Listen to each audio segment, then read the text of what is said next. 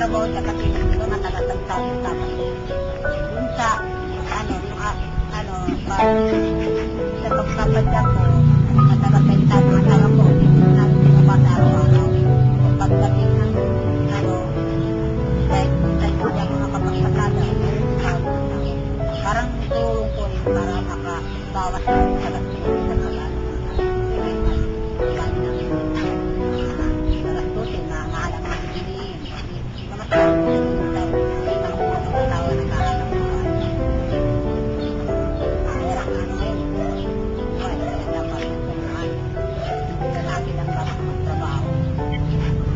paano nyo po hinahati yung oras nyo bilang padjak driver at isa pong magulang? Saan naman yan? Marunong kang ng oras ng tayo ng paligab. Pag Sabado Linggo, wala. Hindi ako nagpapadyak. Sabay ako. Kasi may oras din ako sa halimbawa, bago ako pupunta sa magpapadyak, alis ko kumulat dito. Pag oras ng pagluto, tuloy na ako. Pagkatapos nun, nilatin yung mga bata, sila na rin balang kumain. Pagdating na naman sila, dito na po. Tapos, ano po yung mga bagay na maipagmamalaki nyo bilang isang magpapadyak? Ako. nagpapamalang ko lang dahil nakakatulong ako sa pamilya ko dahil ganun paraan na ng pagpapadyak. Mamalaki mo na rin po, pinagmalaki po sa pamilya ko. Gaano na po kayo katagal sa trabahong ganito?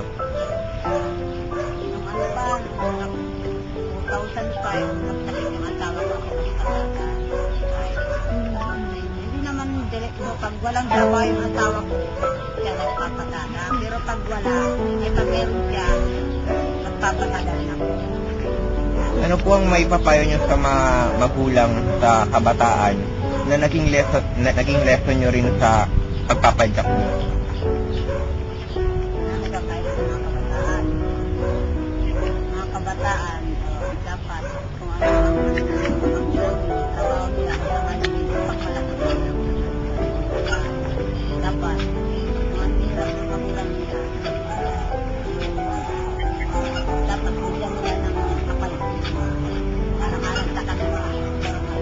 Sa kanila yun, sa nag-aaral kayo, mga kayo, trabaho ng mga magulang, kahit manito, sabi ng tapang nila, dapat pagmalaki nila.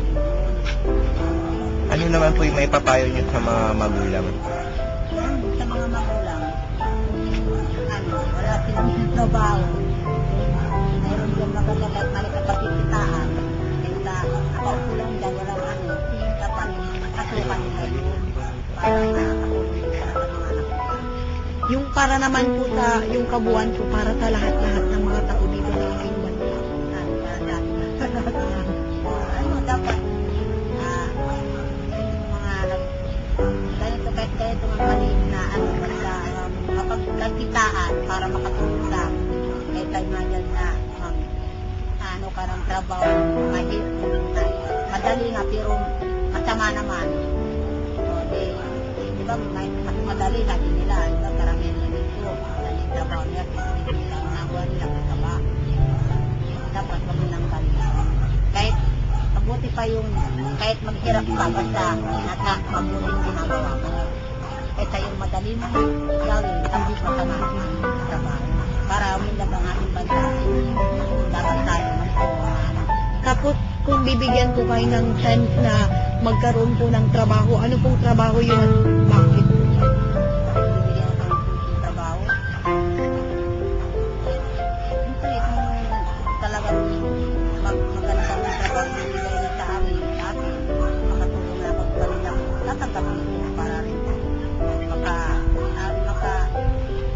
meron namin kahit pag-buhay namin para sa mga anak ko. Para rin, anak ko, kakasaya ko.